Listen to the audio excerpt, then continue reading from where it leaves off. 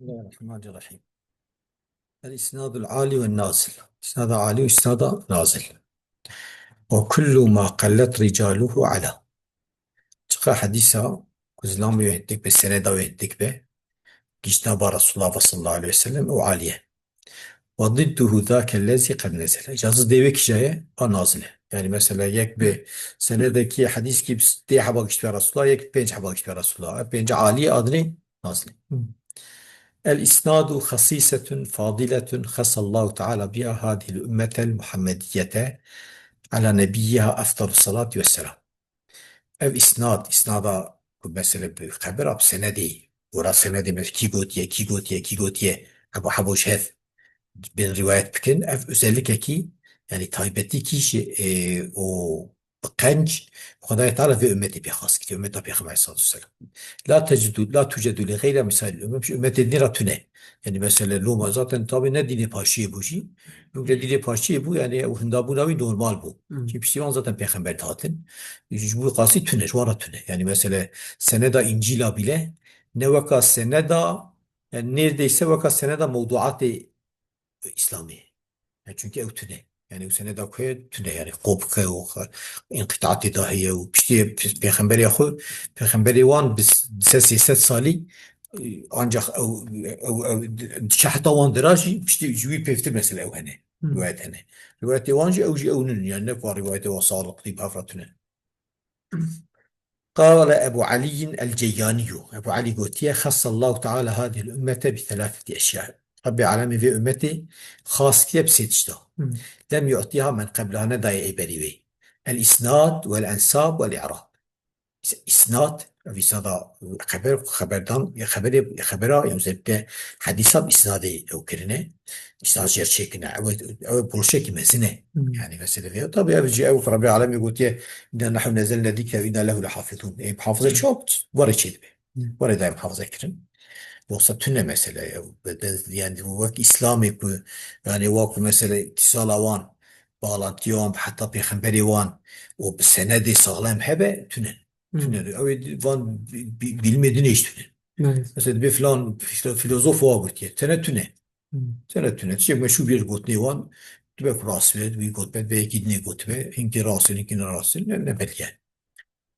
Vel ensab o nesep ilmi nesebi zanin. Neseba hef yani mesela filan kes o zeken na vakrişa da çıkar bu. Yani nesebe belli be tabi uçak insan be asli belli be. Vel i'rab o i'rab pe çünkü bu mesela zamanı Arabi orijinal abi hafıza kin ihtiyaç bal i'rabihi i'rab cihatiye hafıza kin mesela bir khira Kur'an'ı bu khira sünneti yoksa ki koydan Arabi. Ana kharabu. Şu çen salacar ki zaman galip kharat. Evet.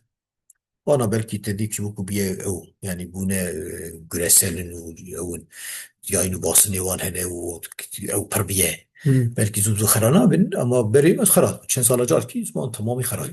روايات إننا نحن نزمت به روايات لغة عربية خمسة اسمه يعني الشمال لغة عربية işini Yeri alıyor musun yani? alır yani Evet. o da yani eğer o yani onunla kılınıyorsa o da bir parçasıdır. Evet. O bir hafıza kiriye yani. Çünkü وقتی که نمیگویم مثلا که عربی زمان رسول الله خراب بونا نفاق فهم انا وقت زمان که ayırıyor. Ana mesela henki lehçe araba hene Evet. mesela asli tüne be yani basne olan ki bu asli bir heye Kur'an hafıza kiriyor hadis hafıza kiriyor alma zira hizmet kiriyor. Ne Kur'an'ı hem Kur'an orayı bana kese fahmet kir. Hadis orayı bana kese fahmet kir. Evet. Bir yer hizmet kiriyor pe dana hafıza kirin. يعني فعالات تثبيت كنا مفعولات تثبيت كنا ابتداء تثبيت كنا خبرات تثبيت كنا صفات تثبيت كنا حاصل شيء لازم زمانك كده طالع محافظه كده بركتها وحيه يقسم على شو ما تشكيني ولا محافظه كده قال في التدريب تدريب إذا قلت يا إمام السيوطي من أدلة ذا كذب سب تقريب أوزان تقريب إمام النووي وتدريب فيها إمام السيوطي تقريب الشهادة كشف الشهادة مقدمة وابن صلاح كشف قلت من أدلة ذلك دليل فيها ما رواه الحاكم وغيره شيخ إمام الحاكم وغير روايات كان من مطر الوراق في إنساني مطر الوراق شيء قال ماذا علاقة كر في قوله تعالى أو أثارة من علم أو أثارة من علم يعني أو قالنتيك علمي يعني أو شو قال يعني أسرع علمي يعني قال إسناد الحديث كنت أو آيات بعض أويك إسناد الحديث وقال مبارك إسناد من الدين إذا قلت إسناد دينه حكيك جدينا شو دي بيعات يبحث ذكر آه. ولولا الإسناد لقال من شاء ما شاء أجينا إسناد بنا كيف خاصنا شو بيجي بوتن وما أنا وأنا أذكر بس شو بيسنا هبو دو فلان كاس قلتيه يك ردود قلنا صفالي فلان كاس نقولتيه في روايتي فلان روايتي هنا ويا شامش نبونا يا شامش تقولك وركم هناك راس فيها قلتيه بله. أخرجه مسلم في مقدمة صحيحه مسلم في ذا توكيده في قلنا ابن مبارك دقيق وقال الثوري الإسناد سلاح المؤمن الثوري قلت الإسناد سلاح المؤمنين وقد نص النبي على أنه سنة بالغة مؤكدة إمام النبي قلت سنتك مبالغة لي ومؤكدة يعني سنة يعني تشتكي قالك باشي يعني مقصد كتب سنة الرسول صلى الله عليه وسلم نابجة يعني ريكا لازمة قالك لي مؤكدة والطلب العلوي في سنة طلب علوي اشتداء وجي آية أوكي يعني مقصد طابي يعني سنتك يعني أوكي فضيلتك مثلا هو معنى العالي وأقسامه عالي وقسم عالية العالي يعني يجبي سنة أوه سنة محدثة سنة عالمة نور من غيوان من سنة بار الرسول صلى الله عليه وسلم جناب العالي وأقسامه العالي هو السند الذي قلت رجاله أقصد نظامه هندكن وهو على 5 أقسام أو 6 أقسام القسم الأول العلو المطلق علو مطلق والقرب من سيدنا رسول الله صلى الله عليه وسلم بعدد قليل بالنسبة إلى سند آخر يرى بذلك الحديث بعدد كثير يعني ديسكايا بار صلى الله عليه وسلم بجمارك هندك بنسبات سندك دينك بجمارك بيتر ديكي رسول الله يعني مثلا حديث كي في سندك بينجا بسندك سي واحد سي حديث في سند عالية في سند نازلة أو بنسبة المتقلة ياجي تمامي أو نه بنسبة بالفي سندي بنسبة بالتمامي سندا عند سندا نيزك فيها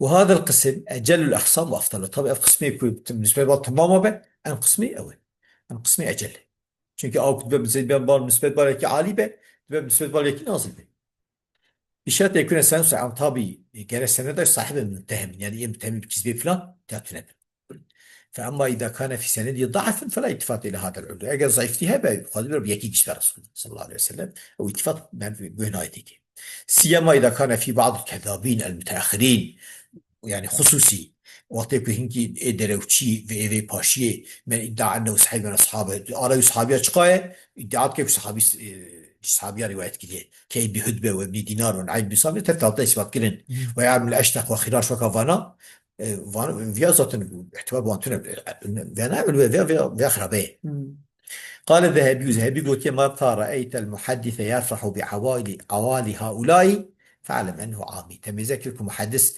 بعالية فاناي شو فانا درو كلنا يا بسنة كندي خوجتان رسول الله وطبعا جا مؤخرا نجي متأخر نجي جا وقت كنت دبيت وقت تدي محدث عالية فانا يعني وضع عالي خياتكن ورا ظاهري عالي خياتكن في وقت كيف خاش بفت زامبا أو محدث عامية جاهلة يعني شنو فانا لا نيسان سقط القسم الثاني القرب من إمام من أئمة الحديث بصفة عالية أفجد نسبية يعني دي إسكاياج إمامك إمام حديثي يخوي صفتك بالانتظاهية كالحفظ والضبط ونحوه مثل وكا حفظ وكا ضبط وكا بنزلي هوري يعني مثلا صفة عالية وكا مثل حفظوي عطية قبول كرن وكا بخاري مثلا يا ضبطه يا بعد بنزلي وإن كثر العدد بعد ذلك الإمام صلى الله عليه وسلم مثلا من حديث کی روایت کلیه از بسیار حباد بجیم بخاری تب 4 حباد بجی بخاری نواری آمن بالنسبة للآتة عالية إذا بيشتي بخاري فازي بيشا بيشا سند آتة جو بخاري وردات سند كي تعقيب كلمة برأيته آمن دكتور بيجي أما بالنسبة للبخاري از عالي متنازلي أما بالنسبة للمطلق بالرسول الله دبا آتة عالي بقى نازل وذلك مثل كان قرب إلى الإمام مالك والشافعي والثوري أو البخاري ومسلم ونحن قلنا ويسمى هذا علوان تعرف علوان نسبة لأن علوان بالنسبة لإمام من الحديث بالنسبة في إمام مثل عالية يعني بالنسبة لك عندك جيني أو كراوية كنت جي وهذا القسم يلي القسم الأول في الأجلية والفضل طابع أف دو يقسم أولى يقسم أول في ببار الصلاة عالي ما بشرط الصحة تشوف يجرى الصحيبة والنظافة من الخلل جرى خلل اشتدا تنبه تمام يعني قسمي مثلا قسمي أول يعني القسم الأول العلو مطلق قرب من السيدة رسول الله صلى الله عليه وسلم بعدد قليل بالنسبة إلى السند الأخرى يرى بعد ذلك الحديث بعدد كثير أو بالنسبة لمطلق الأسانيد يعني خوازي بلا سندك أيني بخوازي أو يعني نكو أن قسمنا يا نسبي ساكن وريكون نسبي ويا يعني وهذا القسم في قسمي تبع نكو أبي كو بال يكي قارش قوي يكتني هي خوازي بلا تمام سند قارشي خوازي بلا سند كبه يعني دو سند عليك شيء نازله باعتبار في سند عالية ويجي مثلا كم سند باعتبار وان سند عالية أو في قسم أجل الأقسام تمام نكو هندري ياخذ كلمة دو وهدو علوان مطلقا هدو القرب إلى سيدنا الرسول صلى الله عليه وسلم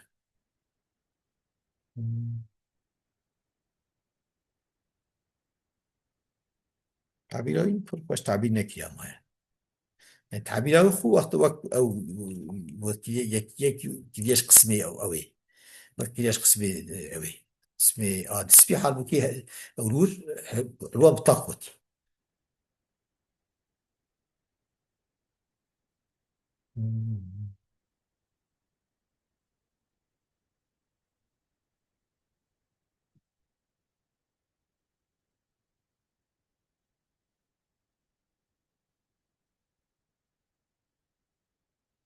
إيه يعني هو رايح حساب كده يعني شي حديث كده تيجي مثلا سنة أو بقى يعني أو نكو أو سنة دنيش وان حديث دنيش سنة دي وان جديد كده لا لازم يحسب خوبه يعني ولا شفقة دي وياه يعني مثلا عين حديث بالسنة ده هذا السنة ده هاتيه سنة ده تش أدنى كيستره يا شيء نكو جوي حديث تنيش سنة ده ويا تني كيم تريش تمامي سنة ده تني كيم تري جبرنا إيه حديث بيجي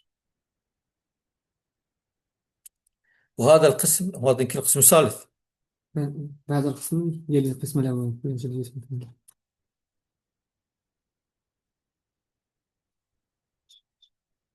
تمام هذا القسم الثالث برسه يقول وهذا القسم يلي القسم الأول في جليته يعني برسه مش خذ دوم أصدق يعني أمري القسم دو قسم أولاد أجليته فضيلته بشرط صحة أيضا سجل صحيحة والنظارة من الخلل كان خرابون أقنع القسم الثالث العلو بالنسبة كتاب كتب الحديث المعتمدة علو بالنسبة للكتاب الحديث وفي قافية وقسم الدواء وياد بالعالم كيبو فيها بالكتابي كالصحيحين وكبخاري مسلم والسنن الأربعة وسنن ابن ماجه سنن النسائي سنن الترمذي سنن أبو داود ومسند الإمام أحمد مسند من سنن مسانيد ومشهورة ونحوها وهذا القسم على أربعة أنواع طبعا إجا في قسمي بالنسبة للكتابة ست شهر قسمان الأول الموافقة من موافقة شو موافقة وذلك بأن يروي المحدث حديثا موجودا في أحد الكتب المعتمدة مثلا محدث حديث في رواية كد فان كتاب البخاري ده هي بيصاد النفسي بيصاد أخذ رواية كد غير إسناد مصادف في الكتاب ده إسناد بخاري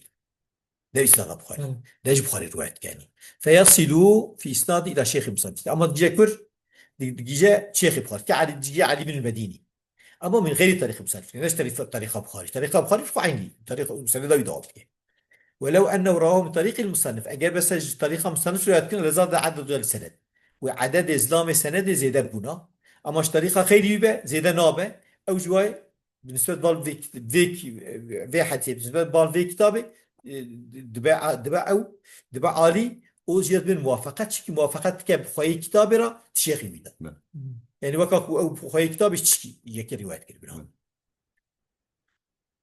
موافقة هذه يعني قال حافظ شرح النخبة مثاله ميزة مثال يروي البخاري عن قتيبة أو جاء عن مالك حديثا بخاري قتيبة فيش مالك فلو رويناه أمر رواية كنت ابن حجر بيجي من طريق أي البخاري أمر من أبي البخاري رواية كن أو قتيبة وهري هرن كان بينه وبين قتيبة ثمانية يعني بين قتيبة فشان حبتي من حشت حمل ولو روينا ذلك الحديث بعينه من طريق ابن عباس السراج نجم بخاري عباس السراج من رواية كن أو جاء عن قتيبة مثلا يعني مثال رقم يكي بيجي لكان بيننا وبين قتيبة في سابة إذا أرمى قتيبة ذا يكيم بحث فقد حصلت لنا الموافقة عن البخاري وكاك مثلا موافقة مرة بخاري راتشيفة في شيخه بعينه مع علو الإسناد إلى همدا إسناد بالغاشي والبخاري جزبة إسناد إلى البخاري وهذا النوع سماه ابن دقيق علو التنزيل طبعا النوع هاني ابن دقيق علو التنزيل شو قلت علو التنزيل كوني نازلا بالنسبة للنبي صلى الله عليه وسلم، عاليا بالنسبة للكتاب الذي أخذ منه، وروي من طريق مصنفه، من غير طريق مصنفه. Çünkü عالية بالنسبة للكتاب أكو جهات يجستن، نازلة بالنسبة للرسول الله. Çünkü ويا ذكر ويا برا بيشل حبات يجي بخاري نوري. أما عالية جي بالنسبة للكتاب أكو جهات يجستن، بالنسبة للبخاري بياز بالنسبة لل عليه. أما طبعا ناش طريقة مصنفه، ناش طريقة بخاري.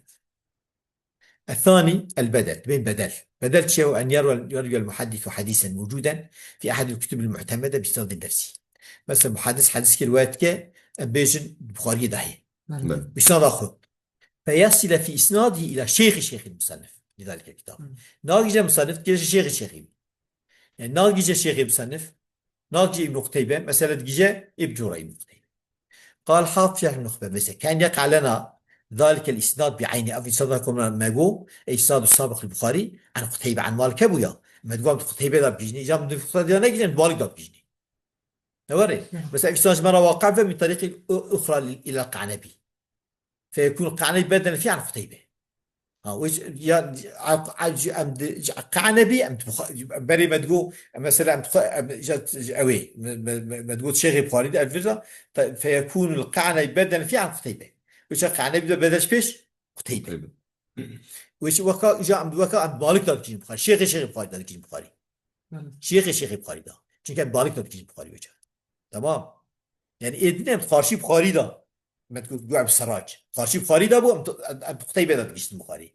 الذي جت خارشي يكيد خارشي قتيبة ده جي روايات كنا قتيبة ده جي البخاري ده يناقش البخاري شو جناش بخاري به بس خد السنة دوي أم شيخ ويدا يناقش أم شيخ ده وكاكو مثلا وكاكو قعنبي بدل بش قتيبة كون قاعد بدل فيها عن قتيبة بيجي.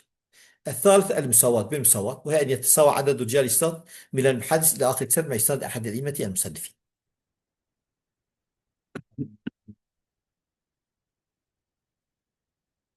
أن يتساوى عدد رجال الإسناد يعني أشيت من صحيح زلام إسنادي شو محدث أن بين البخاري إلى آخر السنة حتى رسول الله صلى الله عليه وسلم مع إسناد أحد الأئمة المصنفين. يعني مثلا مثل السنة كده هي بسند بخاري لا وكيف طيب إيه ممكن إن زماني وان يبقى مساواة ببدأ أشتغل وكاكو مثلا وكاكو أو بخاري به وكاكو أو بخاري به. قال حافظ شرح النخبة كان يرى النسائي حديثا البخاري حسكي رواية يقع بينه وبين النبي صلى الله عليه وسلم في 11 نفسا أروان أرب نسائي ورسول الله يصدح حمد فيقع لنا الحافظ بس تبارس خد كده وشو حافظ بسكوزاني كده لأنه شخص الحفص صالحة بس فيقع لنا الحافظ وأمثاله يعني أو درجة يعني جرى الواقع في ذلك عين في حديث بعينه بإسناد الآخر إلى النبي صلى الله عليه وسلم ورسول الله يقع بيننا وبين النبي صلى الله عليه وسلم في 11 نفسا يعني بينه وبين النبي يعني أود بيجي أرامه ويدا حافظ قصد جازة حبابن إيه شاي وأمبونشة أمبون وكان نسائي فنسوي النسائي من حيث العدد عدد إمام النسائي وكيف مع قطع النظر عن ملاحظة ذلك الإسناد الخاص قطع النظر جوا إسناد وحيد.